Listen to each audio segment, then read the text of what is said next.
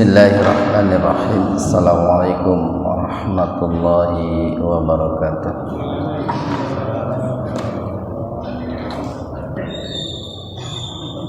Alhamdulillahi rabbil alamin. Nahmaduhu wa nasta'inuhu wa nastaghfiruh. Wa na'udzu billahi min syururi anfusina wa sayyiati a'malina.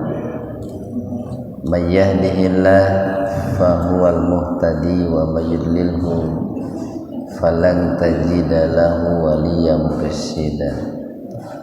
Asyhadu an la ilaha illallah wahdahu la syarikalah wa asyhadu anna Muhammadan abduhu wa rasuluh alladzi la nabiyya wa la rasula ba'dah. Hadirin ikhwatu iman jemaah kuliah subuh yang mudah-mudahan senantiasa diberikan hidayah dan ampunan Allah Subhanahu wa taala. Pada kesempatan subuh ini kajian tafsir di Majelis Tafsir Iliyin ini mengkaji surat Al-Baqarah ayat yang keempat. Surat Al-Baqarah ayat yang keempat. Kita bahas tajwidnya dulu. Walla alif lam samsiyah.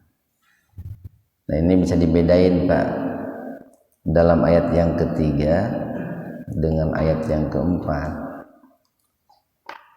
Kalau ayat yang ketiga itu hamzahnya diaktifkan, dihidupkan.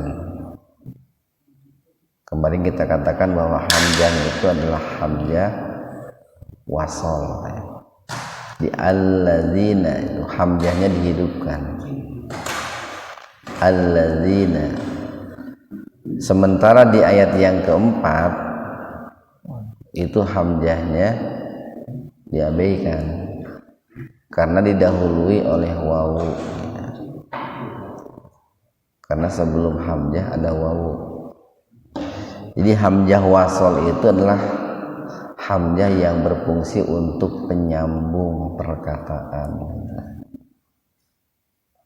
Jadi kalau di ayat yang ketiga seandainya hamzahnya enggak diaktifkan, enggak difathah, itu mengucapkannya susah itu. Maka jadi a, jadi alladzina. Sementara di ayat yang keempat hamzahnya diabaikan, jadi enggak wa alladzina tapi walladzina. Di madtabiyah yuk hamzah glatoh. Hamzah glatoh itu hamzah yang mati atau sukun di tengah-tengah kata, sehingga nanti berbeda dengan mantobi'i wawu.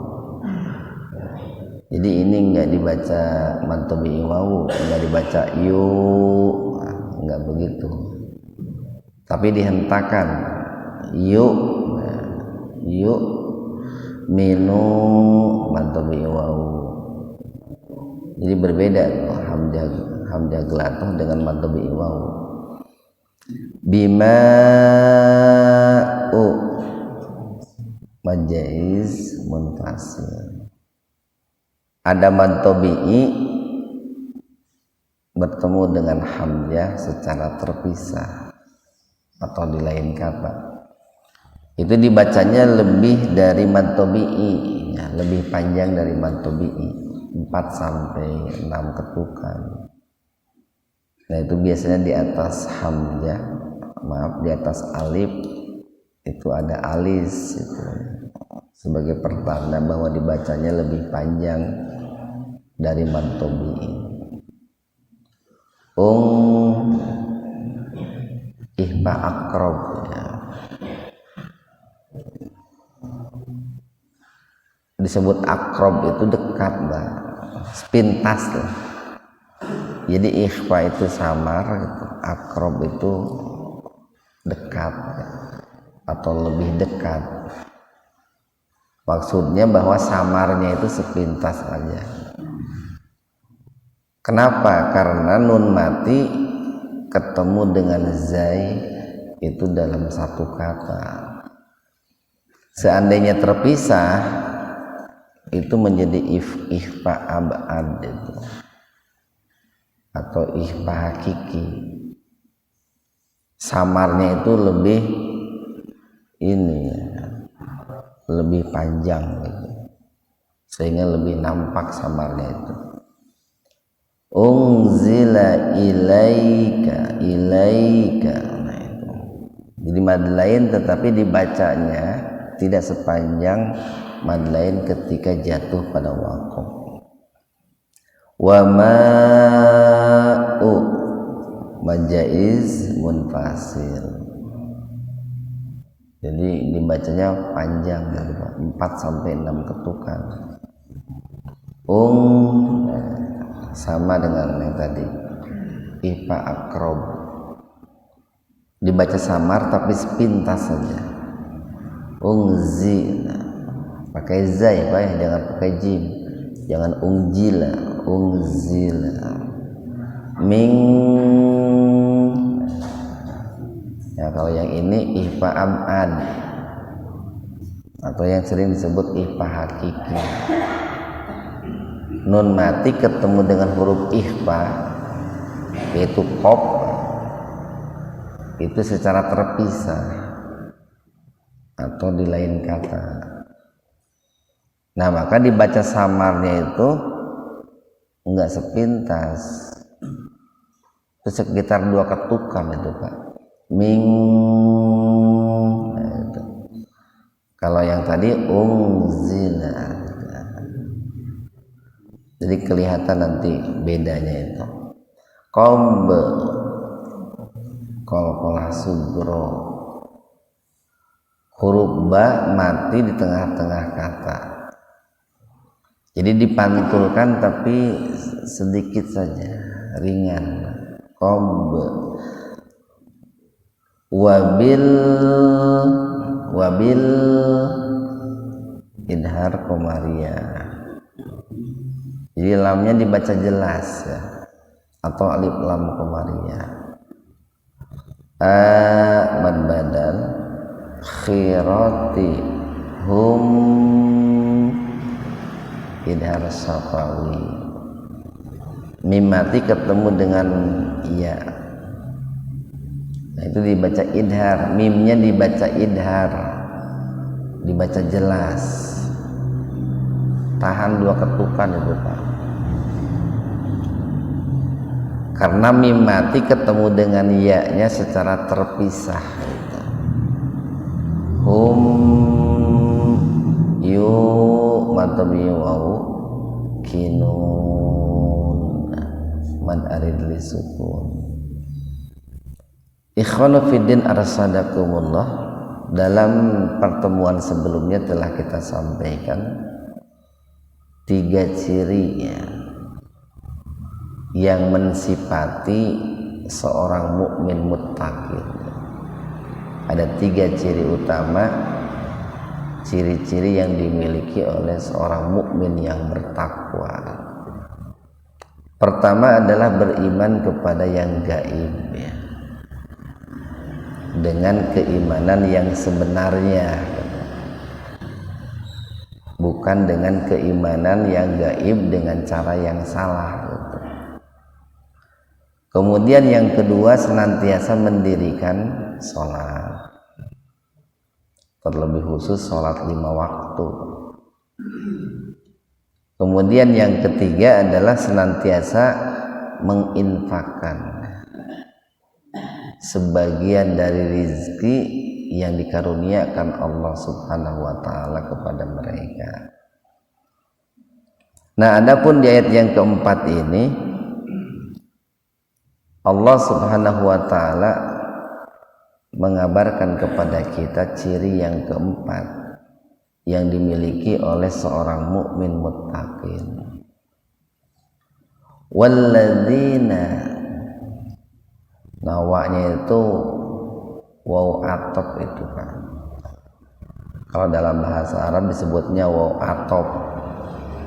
Waw atop itu waw yang berfungsi sebagai penyambung, sebagai huruf sambung.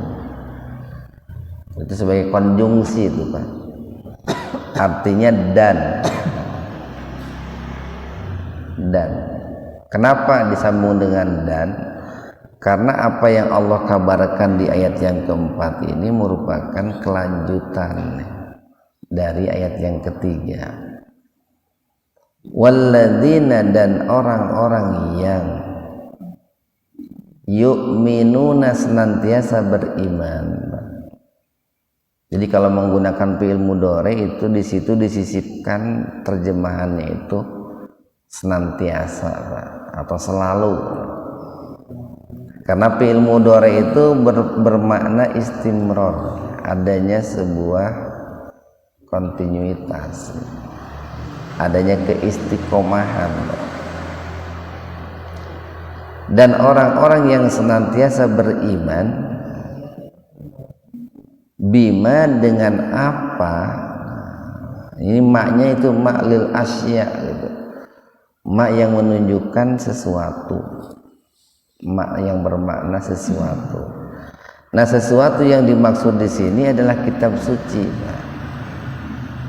Dan kitab suci yang dimaksud di sini adalah Al-Qur'an.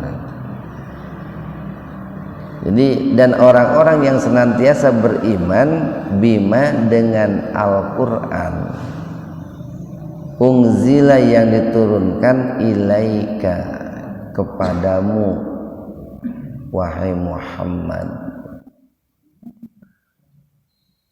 Wa ma, dan apa, sama maknya lil asya Pak. Wa dan ma.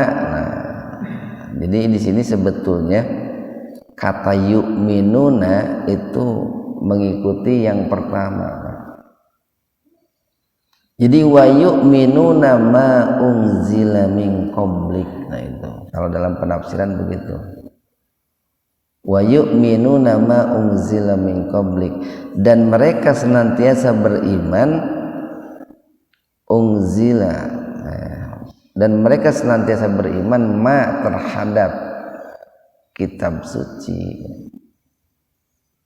unzila, diturunkan min qablik, sebelum engkau wahai Muhammad. Ikhwanu fiddin arsadakumullah.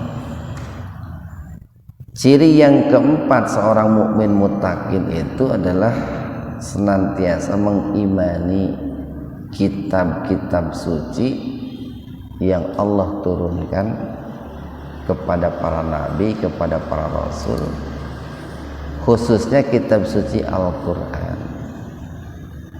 Nah, ini kalau kita kaitkan dengan hadis riwayat Ibnu Hibban, ya.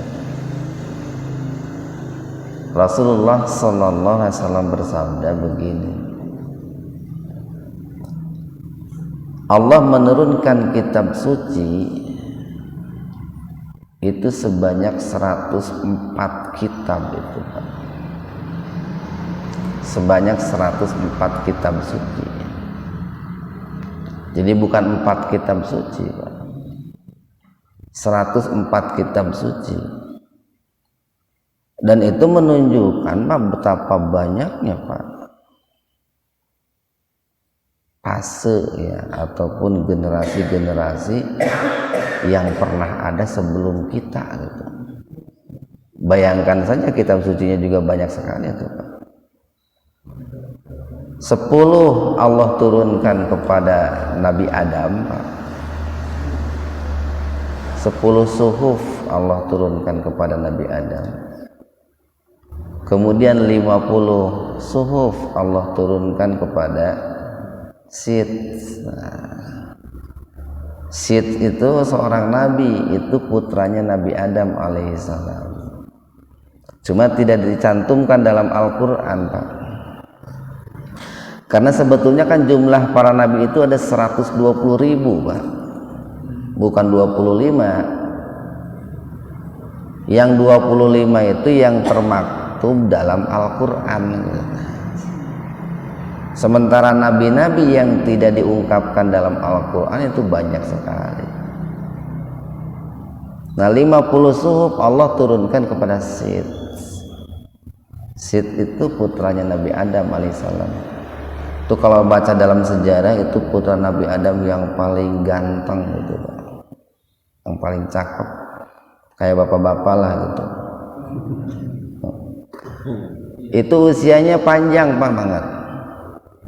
Dalam sejarah itu dikatakan usianya Sid itu, Nabi Sid itu 712 tahun itu. 712 tahun. Jadi orang-orang dulu memang panjang-panjang usianya Pak. Berbeda dengan orang sekarang. Orang sekarang itu kan kalau lahir cepat ideng Pak, cepat bisa ngomong, cepat bisa jalan, cepat gering, cepat maut gitu. Orang zaman sekarang Pak, orang dulu peranjang usianya itu, tinggi-tinggi lagi. Itu kalau baca dalam sejarah Nabi Adam itu tingginya sampai 27 meter. Kan jika nama masih muhajirin tembus kalau jadi semakin hari orang itu semakin kecil, semakin pendek, umurnya pun semakin pendek. Jadi 50 suhuf Allah turunkan kepada Sid. Berarti udah 60 Pak ya. Kemudian 30 suhuf Allah turunkan kepada Nabi Idris. Nabi Idris. Itu Nabi Idris itu sama putranya Nabi Adam juga. Nah nanti di zaman Nabi Idris ini beliau disebut Idris itu karena beliau senang menulis Pak. Darosa itu kan belajar. Bahkan mulai dikenal yang namanya pulpen, yang namanya kertas itu di zaman Nabi Idris.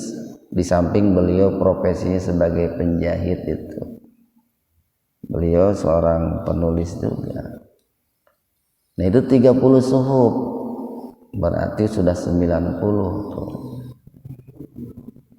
Kemudian 10 suhuf lagi Allah turunkan kepada Nabi Ibrahim, 100 Pak ya. Nah baru yang empatnya itu adalah Jabur, Taurat, Injil, Al-Quran. Jadi kita itu hanya mengenal ujungnya saja Pak selama ini gitu. Jadi selama ini yang sering disebutkan berapa kitab suci yang pernah diturunkan oleh Allah, ada 4 katanya. Kita cek barudak SD kan gitu. Tungtung nawungkul itu teh. Sementara nu 100 nama itu disebutkan gitu. Yang 100-nya nggak disebutkan. Nah itulah kitab suci yang pernah Allah turunkan kepada umat manusia di muka bumi ini. Nah karakter seorang mukmin muttaqin itu adalah orang-orang yang senantiasa beriman kepada kitab-kitab suci yang pernah Allah turunkan kepada manusia. Baik kitab suci yang sebelum Nabi Muhammad, terlebih khusus kepada kitab suci Al-Quran. Nah di sini sebetulnya merupakan bentuk Rahman dan Rahimnya Allah. Jadi Allah ketika melepas manusia di dunia ini itu tidak dibiarkan tanpa petunjuk gitu. Tidak dilepas tanpa rambu-rambu Pak. Bayangkan saja betapa bingungnya manusia kalau seandainya tidak ada rambu-rambu dari Allah, tidak ada kitab suci dari Allah. Sebagai sebuah gambaran begini aja, barangkali kita pernah membeli ini Pak, alat atau elektronik lah, katakanlah televisi model terbaru gitu. Entah kan si pembuat televisi teh geus ngarti gitu. Ketika orang membeli televisi itu kan sudah ada rambu-rambunya. Bagaimana untuk menghidupkan televisi itu, menyalakan televisi itu. Ada langkah-langkahnya kan di situ diberitahu itu. Kenapa kok diberitahu, diberikan rambu-rambu? Biar orang yang akan menyalakan televisi itu punya petunjuk, Pak, punya arahan. Kan lamun teu aya petunjuk Pak bisa wae Pak ayeuna nu kuduna dicolokeun kana mik, kalau dicolokeun kana listrik ngabeletuk atuh berkonslet gitu. Jadi dengan adanya rambu-rambu itu, sekalipun TV itu model baru, orang bisa gitu, mengoperasikannya. Nah begitu pula Allah menciptakan manusia, melepas manusia di muka bumi ini, itu sudah berikut dengan rambu-rambunya. Kenapa kok Allah berikan rambu-rambu? Karena manusia itu harus kembali kepada Allah, Pak. Harus kembali kepada Allah. Lamun teu mengikuti rambu-rambu Allah, wah sigana nepi ka mana mah eta. Tersesat gitu, kasasar cek orang Sunda itu, Pak. Maka Allah berikan rambu-rambu. Nah, rambu-rambu itu bisa kita dapatkan di dalam kitab suci, Pak. Di dalam kitab suci. Ikhwanu fiddin arsadakumullah, itu ciri yang keempat, Pak. Ciri yang keempat.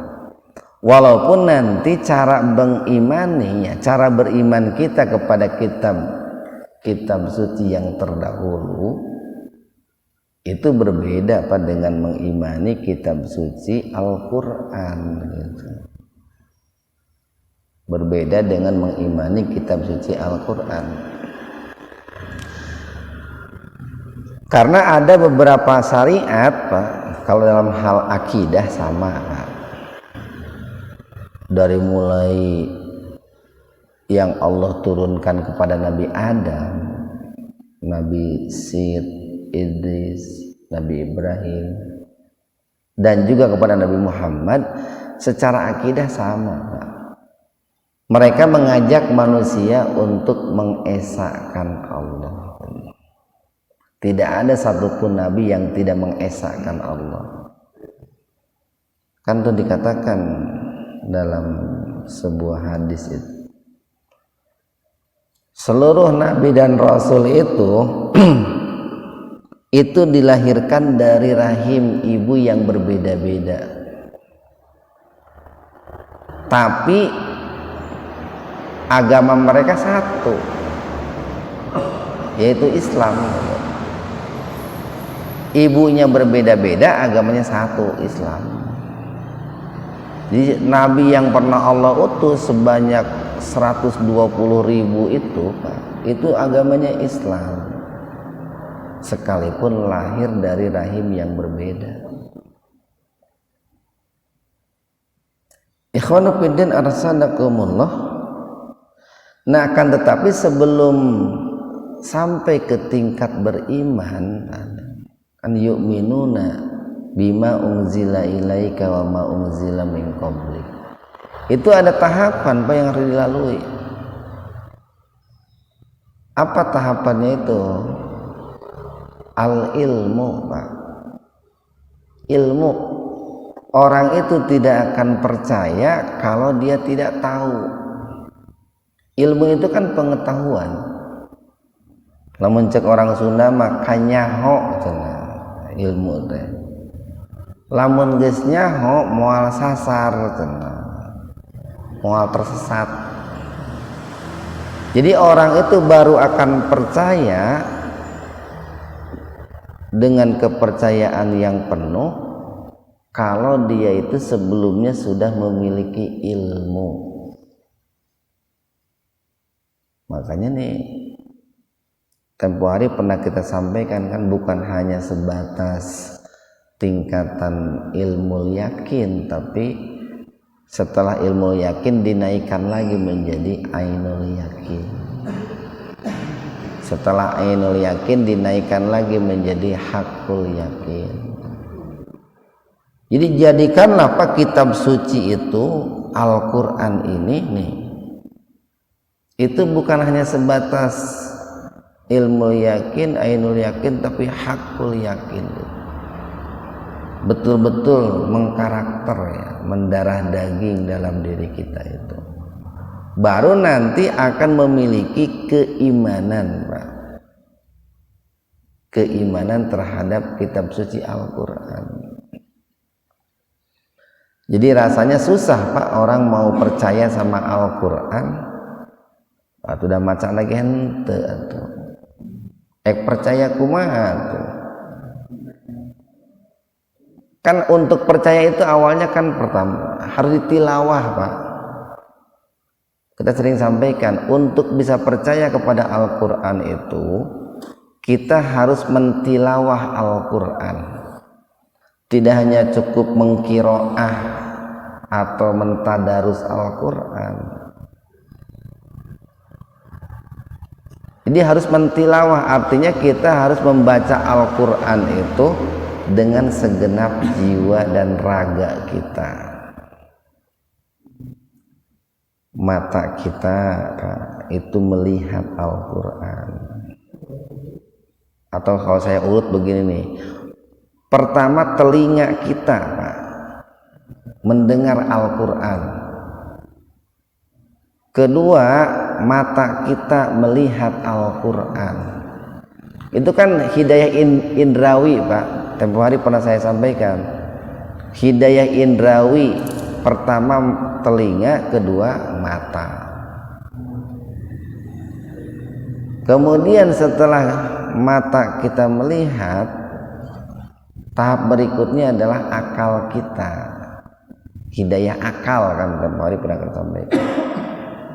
Jadi akal kita itu menghafal Al-Quran, menghayati Al-Quran, merenungkan Al-Quran, memikirkan Al-Quran. Baru nanti tahap berikutnya itu adalah hati kita mentilawah Al-Quran.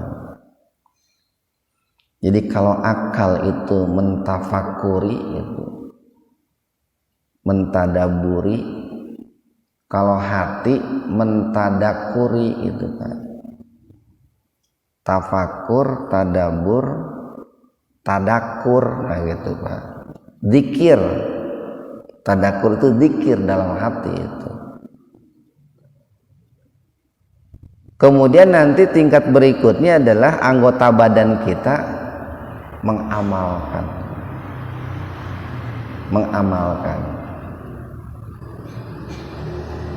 Nah dulu Rasulullah SAW seperti itu. Makanya ketika Siti Aisyah ditanya tentang akhlak Rasulullah SAW, beliau menjawab kana khuluquhul Quran, bahwa akhlak Rasulullah itu adalah Al-Quran. Jadi bagaimana pendengaran kita, pendengaran yang diinginkan oleh Al-Quran. Bagaimana penglihatan kita menjadi penglihatan yang diinginkan oleh Al-Quran. Bagaimana lisan kita menjadi lisan yang diinginkan oleh Al-Quran. Bagaimana tangan kaki kita, hati kita menjadi tangan, kaki, dan hati yang diinginkan oleh Al-Quran. Ya bertahap saja Pak, bertahap saja, sedikit demi sedikit, diperbaiki sedikit demi sedikit gitu Pak. Sehingga kita ini berusaha untuk menjadikan diri kita ini ibarat Al-Quran yang berjalan gitu Pak. Yang tentu nanti banyak Pak kenikmatan-kenikmatan yang akan didapat kalau kita betul-betul mentilawah Al-Quran itu. Duh, kalau saya mengutip perkataan Sayyid Qutb ya, beliau kan pernah mengatakan hidup di bawah naungan Al-Quran itu nikmat gitu Pak. Tuh terkenal perkataan itu tuh. Hidup di bawah naungan Al-Quran itu nikmat tuh. Jadi sekali lagi nih Pak, tidak ujug-ujug orang itu beriman kepada Al-Quran, tetapi harus ada tahapan-tahapan yang dilalui. Dan tahapan itu berlaku dalam berbagai hal kan Pak. Orang tidak ujug-ujug sukses dalam berdagang kan awalnya letik heula atuh. Orang tidak ujug-ujug dewasa tapi kan balita gitu Pak. Anak usia dini kan tuh tahapan-tahapan. Dalam berbagai hal pun ada tahapan-tahapannya. Kemudian ciri yang kelima,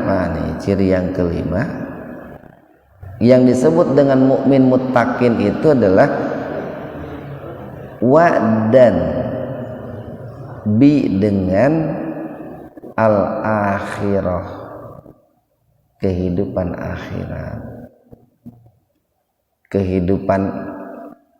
Jadi begini, ada kehidupan dunia itu kehidupan pertama Pak. Dunia itu kan ini artinya dekat Pak. Dana itu dekat. Akhirat itu bisa disebut kehidupan yang jauh gitu. Atau bisa disebut dengan kehidupan yang kedua, atau bisa disebut dengan kehidupan yang lain. Karena kita sekarang berada dalam satu kehidupan, maka akhirat itu adalah kehidupan yang lain. Jadi wabil akhirati, dan terhadap kehidupan akhirat, di akhirat itu hidup itu Pak. Hidup harus diyakini itu. Hum, mereka itu yukinun, meyakini Pak. Nah, munculnya keyakinan Pak, itu setelah keimanan. Munculnya keyakinan itu setelah keimanan. Bahkan itu seorang sahabat yang namanya Wahab bin Munabbih itu Pak. Beliau pernah ditanya tentang la ilaha illallah. Alaisa la ilaha illallah miftahul jannah. Bukankah kalimat la ilaha illallah itu kunci untuk masuk surga? Wahab bin Munabbih beliau menjawab, bala, tentu saja. La ilaha illallah itu adalah kunci untuk masuk surga. Bitokoh itu Pak, bitokoh kartu untuk masuk surga. Walakin laisa bimiftahin illa walahu asnani. Kata beliau, akan tetapi tidaklah kunci itu bisa berfungsi kecuali kalau memiliki dua gigi gitu. Jadi sebuah kunci baru bisa digunakan kalau kunci itu memiliki gigi Pak. Ditinggalnya sekunci-kunci aja gigian kan. Apa kuncinya giginya itu? Satu, al ilmu. Yang kedua, al yakin. Bukan yakin dulu baru ilmu, bukan. Ilmu baru setelah ilmu melahirkan keyakinan. Jadi orang akan yakin dengan kehidupan akhirat kalau dia tahu ilmu tentang akhirat. Kalau dia tahu ilmu tentang akhirat. Makanya nanti ada yang dalam Al-Quran itu ada yang disebut dengan istilahnya itu basiroh itu Pak. Basiroh. Jadi kalau bicara tentang melihat dalam Al-Quran itu tingkatannya, pertama ada yang disebut dengan ro'a, alam taro, nah itu melihat. Ro'a itu melihat dengan mata lahiriah kita Pak, dengan kedua mata kita. dan itu merupakan melihat tingkat paling rendah itu Pak. Ya, sejauh-jauhnya juga mata kita Pak melihat, paling banter mata kita melihat dengan jelas itu mungkin 20 kilo Pak. Coba aja naik ke menara tuh, ke menara Masjid Muhajirin, tinggi itu kan. Saya yakin Cijapati udah nggak kelihatan oleh mata kita itu. Padahal di menara Masjid Muhajirin ke Cijapati nggak ada yang menghalangi itu Pak. Tapi mata kita sudah tidak menjangkau Cijapati itu. Nah itu terbatasnya mata kita. Bahkan jangankan yang jauh seperti Cijapati, bapak-bapak berhadapan nih dengan saya, tapi bapak-bapak tidak tahu pasti ada apa di saku saya. Paling kalaupun ditanya, Pak ada apa di saku celana saya, paling nebak-nebak aja. Ada uang, sabaraha uang nak mal hafal Pak. Padahal kita berhadap-hadapan tuh. Itulah terbatasnya mata lahiriah kita itu. Makanya nanti ada yang melihat tingkatannya lebih tinggi, yaitu nadoro. Nadoro itu di samping melihat dengan mata, melihat juga dengan ini, dengan akal. Melihat sambil merenungkan itu, melihat sambil memikirkan. Fangduru kaifa kana akibatul mukadzibin. Di Al-Qur'an banyak tuh. Maka lihatlah dan renungkanlah bagaimana akibat-akibat hukuman-hukuman yang ditimpakan oleh Allah kepada orang-orang yang mendustakan. Nah itu nadoro itu Pak, fangduru. Setelah nadoro nanti ada penglihatan yang lebih tinggi lagi, yaitu basoro, yang sering disebut dengan basiroh, yaitu melihat dengan mata batin itu Pak. Nah akhirat itu Pak, akhirat itu kalau dilihatnya dengan mata batin akan kelihatan Pak. Nyalamun ditinggalin aku panon mal ketinggali itu. Tapi lihat akhirat itu lihat dengan mata batin, mata hati. Lihat akhirat itu dengan kacamata iman, bukan dengan kacamata kuda atau kacamata iman gitu. Akan kelihatan dengan kacamata iman itu. Dari mana kita akan mendapatkan kacamata iman? Dari Al-Quran dan As-Sunnah. Dengan banyaknya kita mentilawah Al-Quran dan As-Sunnah, otomatis dalam hati kita itu basirohnya akan tajam. Kagambar itu Pak. Walaupun kita belum pernah ke alam kubur, walaupun belum pernah ke akhirat, tapi akan tergambar. Nah, dari situlah akan muncul yang namanya keyakinan. Ikhwanuddin arsadakumullah, itulah 5 ciri nih yang Allah gambarkan tentang siapa mukmin muttaqin itu. Makanya di ayat yang kelima nih, ulaika, mereka itulah. Ulaika itu disebutnya itu ini Pak. Jadi siapa mereka di situ? Mereka yang memiliki 5 ciri tadi Pak. Ulaika, mereka itulah ala, di atas hudan, petunjuk, mirrabbihim, dari Rabb mereka.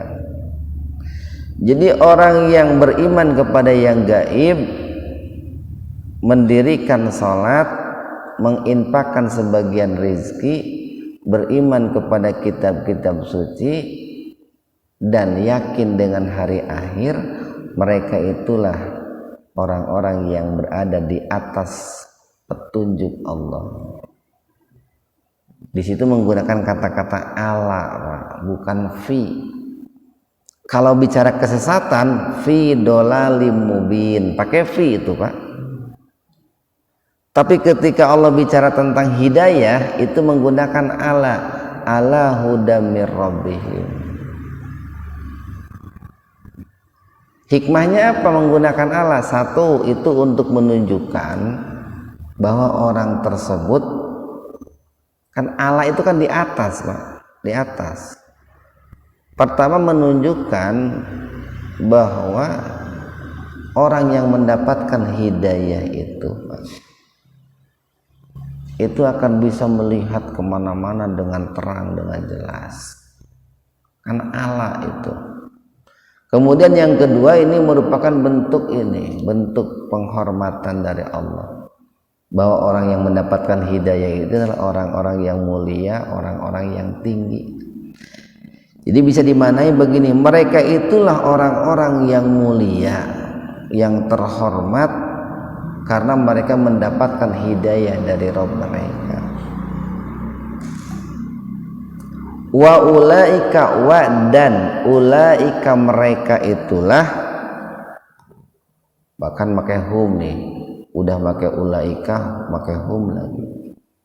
Dan mereka itulah orang-orang yang muflihun, orang-orang yang beruntung Pak. Ini kalau dalam adzan kan sering kita mendengar ada hayya 'alal falah, mari menuju kemenangan. Bahkan ada yang menafsirkan mari menuju surga. Jadi hayya 'alal falah itu hayya 'alal jannah. Maka ayat ini pun bisa dimaknai mereka itulah orang-orang yang akan mendapatkan surga. Bahkan dalam bahasa Arab yang namanya petani, dalam bahasa Arab itu disebut al-fallah, orang yang beruntung. Kenapa petani dikatakan al-fallah, beruntung? Sebab sebetulnya Pak, kalau mau jujur, di antara profesi yang paling menguntungkan itu pertanian sebetulnya gitu ya. Walaupun hasilnya boleh jadi selain pertanian lebih besar. Kenapa saya katakan untung? Sebagai gambaran ringan saja begini Pak, seorang petani ketika menanam padi itu kan enggak ditungguin setiap menit Pak. Paling pagi-pagi dikontrol pengairannya, siang hari, sore hari, paling begitu. Malah kadang kalau yang namanya menanam singkong itu ceblewas Pak, dicangkul, setelah dicangkul ditanam, setelah ditanam nanti lihat lagi 3 bulan kemudian mau panen gitu. Itu kan bertani begitu. Berbeda Pak dengan yang namanya dagang. Dagang itu buka jam 7, tutup jam 5, ditungguan terus Pak. Itu kan dagang. Jadi nggak pernah ditinggalkan yang namanya dagang. Bertani berbeda itu. Makanya di kampung-kampung itu banyak orang yang bertani sambil punya pekerjaan yang lain. Ada guru pagi-pagi lihat sawah dulu sebelum berangkat kantor itu, pulang dari sekolah lihat sawah lagi, kan cuma begitu. Beda kalau dagang kayak ini Pak, kayak menunggui bayi lah itu, atau profesi-profesi yang lain seperti itu. Nah makanya disebut al-fallah, sehingga nanti Pak akan berbeda efeknya atau dampak dari profesi seseorang itu. Orang yang punya profesi bertani itu biasanya lebih tawadu Pak dibanding dengan orang yang berprofesi pedagang. Orang yang berprofesi petani biasanya lebih lembut ketimbang dengan orang yang berprofesi industri. Kenapa? Karena mereka itu dibesarkan oleh alam itu, Pak, dibesarkan oleh Allah itu secara langsung. So, berapa di daerah-daerah lah, di Garut, tentunya di daerah-daerah Bapak kan, saya yakin Bapak-bapak orang kampung lah itu bagalan itu di daerah orang-orang itu kan gotong royongnya masih bagus itu ya, kelembutannya masih bagus, persaudaraan persahabatannya bagi bagus. Karena barangkali itulah kenapa mereka seperti itu, dikarenakan tadi lebih banyak dibesarkan oleh alam gitu kan. Berbeda dengan orang-orang yang banyak dibesarkan oleh mesin industri itu, Pak. Seetik-seetik teh geuning molotot gitu. Seetik-seetik nyangangang geuning. Kaos motor ya geuning Pak digerung-gerung tah nyangangang gitu nya. Tak orangnya juga begitu, lebih banyak dibesarkan dengan industri itu. Nah, itu salah satu hikmah kenapa kok di ayat ini di akhirnya itu ulaika humul muflihun. Mereka itu adalah orang-orang yang mendapatkan keuntungan, kemenangan yang sangat besar. Bahkan ini kata muflihunnya menggunakan bentuk jama, menggunakan bentuk plural, Pak. Itu menunjukkan bukan keuntungan yang biasa, dan menunjukkan bukan hanya satu keuntungan, tapi banyak keuntungan yang akan mereka peroleh. Mudah-mudahan ada hikmah dan manfaatnya untuk kita semua. Wabillahi taufiq wal hidayah. Assalamualaikum warahmatullahi wabarakatuh.